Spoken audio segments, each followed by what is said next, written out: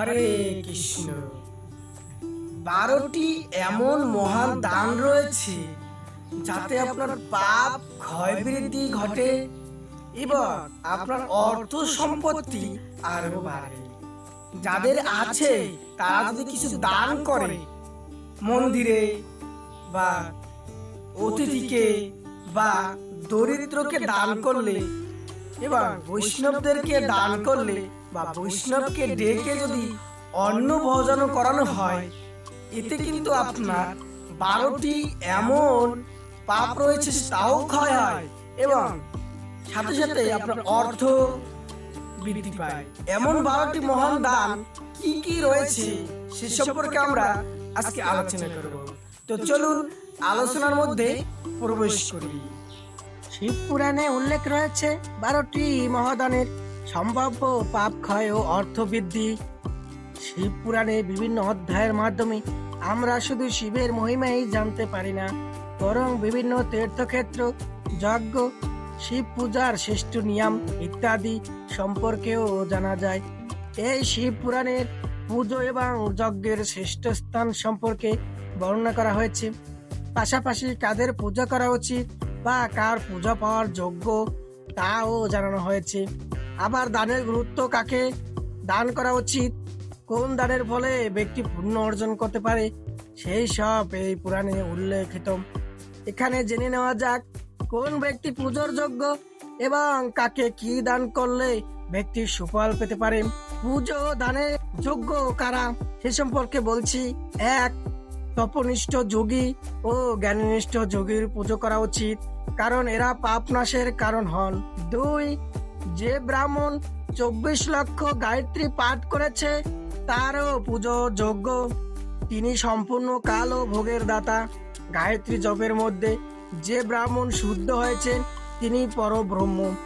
এই কারণে দান, জপ, যজ্ঞ, পুজো ইত্যাদি সমস্ত কর্মের জন্য তিনি শুদ্ধ ব্যক্তি।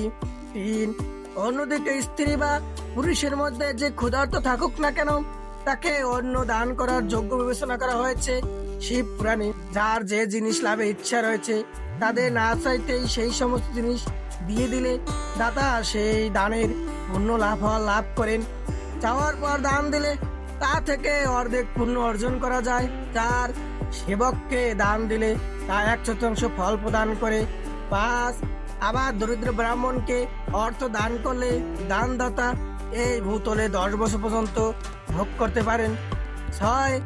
বেদাক্তাকে দান করলে বা দান দিলে সেই ব্যক্তির স্বর্গলোক দেবতার কাছে 1 বছর থেকে 10 বছর পর্যন্ত দিব্য ভোগ লাভ করবেন। 7. গুরু দক্ষিণায় যে অর্থ দেওয়া হয় তাকে শুদ্ধ দ্রব্য বলা হয়ে থাকে। এর দান সম্পূর্ণ পুণ্য প্রদান করে। ক্ষত্রিয়দের শৌর্য দ্বারা অর্জিত, বৈশ্যদের ব্যবসা দ্বারা ও শূদ্রদের সেবা বৃদ্ধির দ্বারা প্রাপ্ত ধন উত্তম দ্রব্য। এবার চলুন শুনি কি কি দান করা উচিত আমাদের। গরু, ভূমি, তিল, সোনা, ঘি, বস্তু, ধান্য, গুড়, রূপো, নুন, কুমড়ো ও কন্যা, এই 12টি দান করা উচিত।